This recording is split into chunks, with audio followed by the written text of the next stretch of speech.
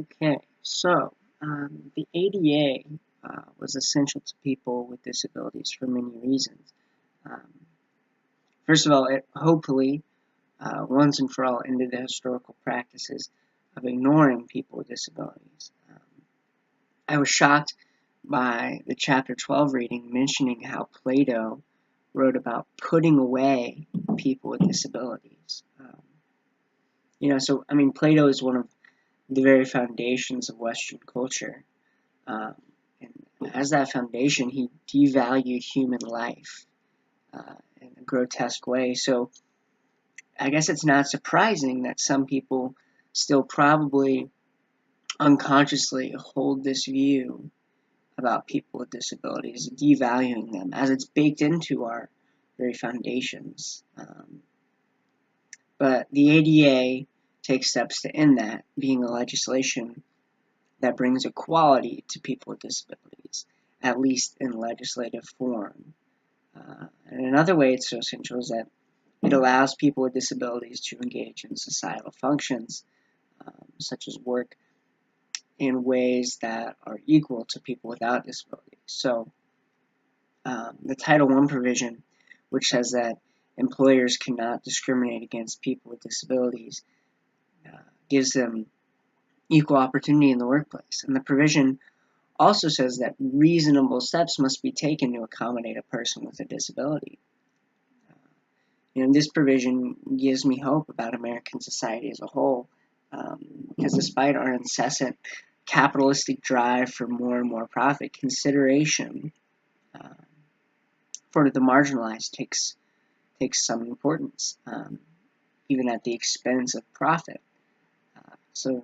Now there's still a long way to go, as legislation is not the solution to the marginalization of people with disabilities. It's just uh, one institutional step, but it's a hugely important step in the right direction. So, another important aspect of the ADA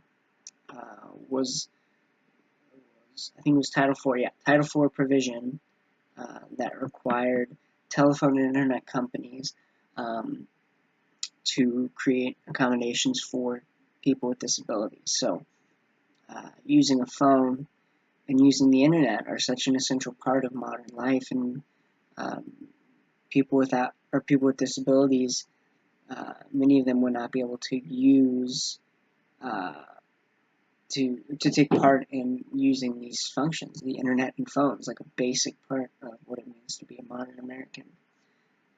But once again, the ADA requires that profit be set aside, or whatever inconvenience it could cause a telecommunication organization sets those aside so that society can be more equal, even as it relates to this basic function of just using the phone or using the internet.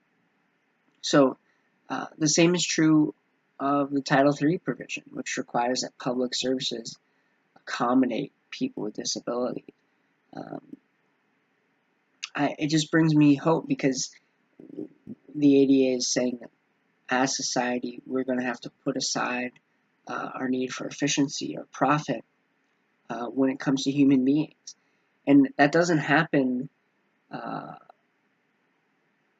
doesn't happen all the time or for every marginalized group, but the ADA is an important step towards equality for groups like that, for marginalized groups. So, more broadly, the ADA as a piece of legislation signals to people with disabilities that they are fundamentally okay, um, and that society values them, and that they are valuable as human beings. So, in the readings, the chapter 12 and chapter 13 readings, my main takeaway um, was learning about the constant psychological beating that a person with a disability takes, um, how hard it is to function uh, within a society that does not seem to value them, or that seems to only value efficiency, and people with disabilities um, are sometimes not able to be as efficient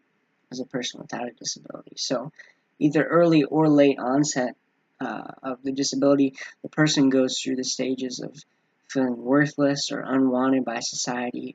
But the ADA, just as a whole piece of legislation, signals to people with disabilities that society is moving towards justice, and it's seeking to stave off external forces that do not seek equality. So like I said, there's a long way to go before true equality for marginalized groups like people with disabilities are fully equal, but the ADA is a very important step towards that equality.